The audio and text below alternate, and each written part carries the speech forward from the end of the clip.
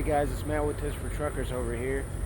And as many of you know, some of you may not know, last week they made a bunch of hours of service rule changes, and all of them for the better, and one is a real game changer, and that's what I'm going to talk to you about in this video.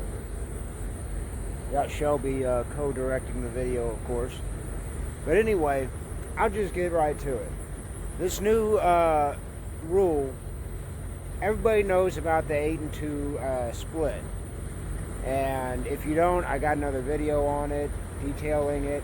But the thing is, now whenever you take a 2-hour break in the sleeper, I may be wrong about that, it might just be any off duty or in the sleeper, but if you I know if you take a 2-hour break in the sleeper, it pauses your 14.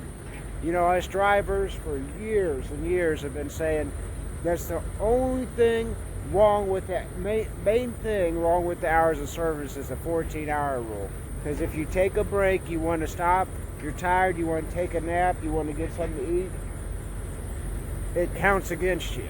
And that will, you know, rejuvenate you, get you more awake so you can drive safer down the road.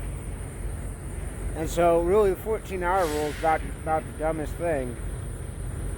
You know, I'm not saying that there shouldn't be a restriction on hours from when you wake up to when you go to bed. But the thing is, when you think about 14 hours, you got 11 hours to drive. You have to do that within 14 hours. Well, your pre-trip is 15 minutes. You got your post-trip. Fueling is a half hour to an hour. You got your 30-minute break. And really, between fueling, post-trip, and pre-trip, that's 30 minutes right there, at least. And that's not even counting all your time you spend off duty, you know, going inside, getting your fuel receipt, getting something to eat and all that. And that only gives you 2.5 hours to mess around, get loaded, get unloaded, take a nap and all that. 14 hours is just not enough. And here's another problem with the 14-hour rule that a lot of people don't realize. A lot of bureaucrats and everything come up with it don't realize is they figure, well, 10 hour break and then 14 hours on duty, that's a 24-hour clock. It's going to work perfectly. Well, here's the thing. Trucking is not perfect.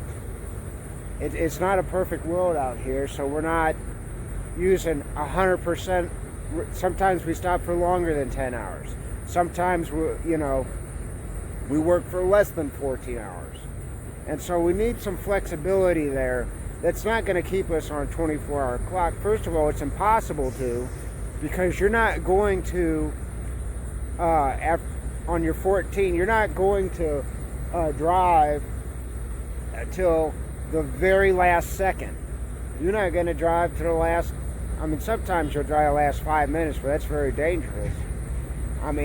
You'll be lucky most days if you can get it down to the half hour safely without going over your hours.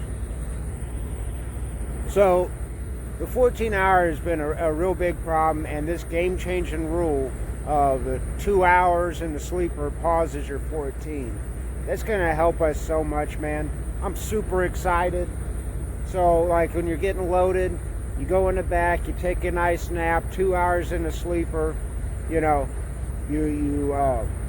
have to worry about that counting against you anymore. This is great. And actually last night it really helped me out because the customer that I had loaded at didn't allow overnight parking, and I pulled up to there with just 3 hours left. I know they'd take a while to first load you and everything, but I knew it was going to be more than 3 hours, and there's no truck stops anywhere close. So I was in the sleeper, waiting for them to load me. It took 2 hours, an hour or so to tarp and chain this load, maybe a little bit more. And I looked on my clock and I said, I have 3 more hours left? It was just crazy to me. My mind was blown. I was so happy. since I took that nap, I could safely drive all the way here, about an hour or 2 hours away. And it really helped me out. Now I have a decent place where I could do a reset, and I don't have my hands tied behind my back here. And Shelby's got a place where he could eat some nice dandelions over here. Look, Shelby, you're bunny. And so yeah, this is just a game-changing rule. I can't tell you how excited I am, and that's basically how it works. But make sure, also, you could do the 8-hour break, and I'll get to that in the next video. But make sure you take a 8 or 10-hour break. 8-hour break, you know, it still applies the same rules. The only thing is the 2-hour pauses your 14. So if you do an 8-hour break, you know, from when you started your 2-hour break, that 8-hour break pause your 14, and you get driving back from